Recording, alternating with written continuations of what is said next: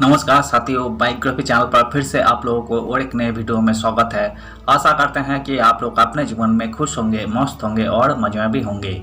जैसा कि आप लोग जानते हैं, हमारे चैनल पर हम बॉलीवुड के बैकग्राउंड से जुड़ी हुई रियल किस्से कहानियों को आपके सामने लाते रहते हैं।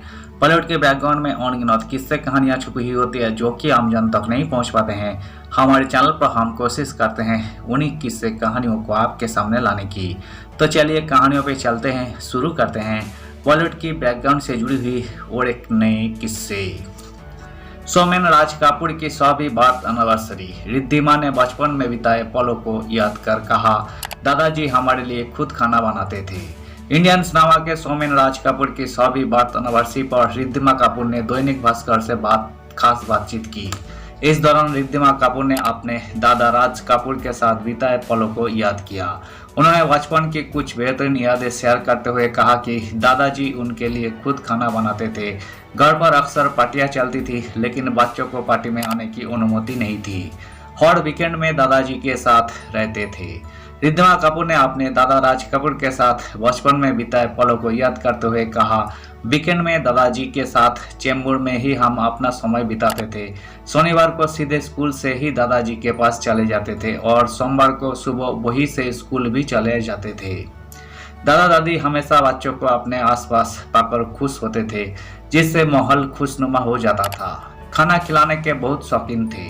कपूर खानदान खाने पीने का बहुत ही शौकीन है। रिद्धिमा कपूर कहती है, दादाजी को खाना खिलाने का बहुत शौक था। डाइनिंग टेबल पर खाने के सामान से भरा रहता था, जिसकी जो मर्जी खाए, लेकिन वो खुद एक अंडा और बहुत ही साधारण खाना खाते थे। हमारे लिए खुद ही खाना बनाते थे। राज कपूर अपने सभी पोते पोतियों से बहुत प्यार करते थे। रिद्धिमा कहती है, दादाजी हमारे लिए खुद ही खाना बनाते थे। कभी कभी मैं दोस्तों को भी लेकर आती थी। दादाजी किचन में खुद जाकर अपने हाथ से चीज मैक्रोनी बनाते थे और हमें अपने हाथ से खिलाते भी थे। कोई मेहमान आता था तो दादाजी उन्हें अपने हाथ से खाना परोसते थे। आज भी हमारे घर में ऐसी परंपरा है कि बिना खाना खिलाए किसी भी मेहमान जाने नहीं दिया जाता है। फ्रिज में चॉकलेट भरा रहता था। राज कपूर के कमरे में आने के लिए बच्चों पर बिल्कुल भी पाबंदी नहीं थी। रिद्धिमा कहती है, दादाजी के कमरे में एक छोटा सा फ्रिज था जिसमें चॉकलेट भरा रहता था। जब भी मन करता था उनके कमरे में चले जाते थे और चॉकलेट खाते थे। साउथ इंडियन खाना भी हमारा फेवरेट था। राज कपूर कितना भी व्यस्त क्यों ना रहे, लेकिन वीकेंड पर पोते पोतियों के साथ ही समय बिताते थे। रिद्धिमा ने कहा, अक्सर दादाजी हमें मुंबई स्थित बासी के एक क्लब बिग प्लेस में भी ले जाते थे। पूरा दिन वहाँ खूब मस्ती करते थे। उसके बाद दादाजी हमें माटुंगा में एक साउथ इंडियन रेस्तोरां उडुपी में जाते थे। वहाँ इडली और डोसा का लुत्फ उठाते थे। वीकेंड पर प्लेनेटोरियम और अजंता एलोरा भी जाते थे। रिद्धिमा आगे बताती है, दादाजी हमें ऐसी जगह पर घुमाने लेकर जाते थे जहां पर एंटरटेनमेंट के साथ साथ कुछ सीखने को भी मिले। दादाजी मुझे और रणवीर को प्लेनेटोरियम, अजंता एलोरा गुफाएं दिखाने भी ले जाते थे।